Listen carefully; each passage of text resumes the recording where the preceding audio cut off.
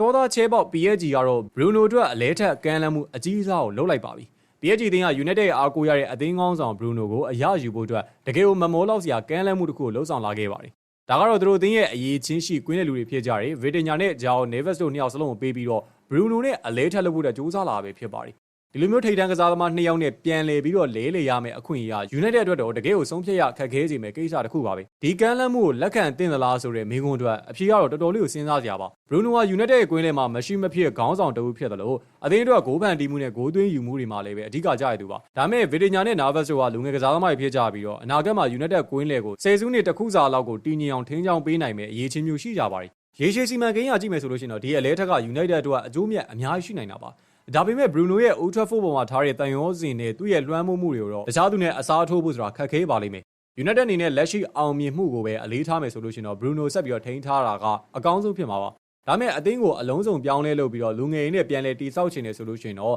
PSG ရဲ့ကမ်းလှမ်းချက်ကို yes လို့ပြောလိုက်တာကလည်းမမားနိုင်တဲ့ရွေးချယ်မှုတစ်ခုဖြစ်လာနိုင်ပါတယ်။အဆုံးသတ်မှာတော့အသင်းရဲ့အကျိုးစီးပွားနဲ့ Bruno ရဲ့ဆန္ဒကပဲဒီပြောင်းရွှေ့ကိုအဆုံးဖြတ်ပေးသွားပါလိမ့်မယ်။အနာဂတ်စီမံကိန်းရကြည့်မယ်ဆိုလို့ရှိရင်တော့ဒီကမ်းလှမ်းမှုကအသင်းအတွက်ရေရှည်မှာအကျိုးမြတ်အများကြီးရှိနိုင်တယ်။ Vitinha ရဲ့ကစားကွက်ထိန်းချုပ်မှုနဲ့ Neves ရဲ့တက်ကြွလာတဲ့ဖြတ်တောက်မှုတွေက United ကွင်းလေကိုပို့ပြီးတော့ဟန်ချက်ညီစီမှာအသေးကြပါပဲ။အသက်အရွယ်ရကြည့်မယ်ဆိုလို့ရှိရင်လည်း Bruno ကကစားသမားဘဝရဲ့နေဝင်ခြင်းရောက်လာတော့မှဖြစ်လို့အခုလိုမျိုးတန်မိုးရှိနေတော့မှအနာဂတ်အတွက်အလဲထက်လှုပ်လိုက်တာကပါနဲ့တဲ့အဆုံးဖြတ်ချက်တစ်ခုဖြစ်လာနိုင်တာပါ။ဒါပေမဲ့ Bruno ရဲ့ခေါင်းဆောင်မှုနဲ့အသင်းပေါ်မှာထားတဲ့တန်ရောစင်ကိုတော့ဘလို့လူငယ်နဲ့မှအစားထိုးလို့မရနိုင်တာလည်းအမှန်တရားတစ်ခုပါပဲ။အသင်းသားပေါ်မှာလွှမ်းမိုးမှုရှိသလိုအရေးကြီးတဲ့အချိန်တိုင်းမှာအမြဲတမ်းကေတင်ပေးတတ်တဲ့ Bruno လည်းလက်လွတ်လိုက်ရမှာကပရိသတ်တွေအတွက်တော့တကယ်ကိုဝမ်းနည်းစရာဖြစ်နေပါလိမ့်မယ်။ United အနေနဲ့လက်ရှိအောင်မြင်မှုပဲဆက်လိုက်ပြီးတော့ထိန်းသိမ်းထားခြင်းနဲ့ဆိုလို့ရှိရင်တော့ no လို့ညင်လိုက်တာလည်းအတိတ်ပဲရှိတဲ့လုပ်ရတစ်ခုပါဒီလိုမျိုးဆုံးဖြတ်ရခက်ခဲတဲ့အခြေအနေမျိုးမှာ United ရဲ့နီးပြအဖွဲ့ကဘယ်လိုမျိုးရွေးချယ်သွားမလဲဆိုတာကတော့တကယ်ကိုစိတ်ဝင်စားစရာပါ Bruno ရဲ့အရေးချင်းကိုဆက်ပြီးတော့ယုံကြည်မလားဒါမှမဟုတ်အသင်းရဲ့ကွင်းလေကိုအသစ်ဆက်လူငယ်တွေနဲ့ပြန်လည်တည်ဆောက်မလားဆိုတာကတော့ရင်ကုန်စိတ်လို့ရှားစရာပါ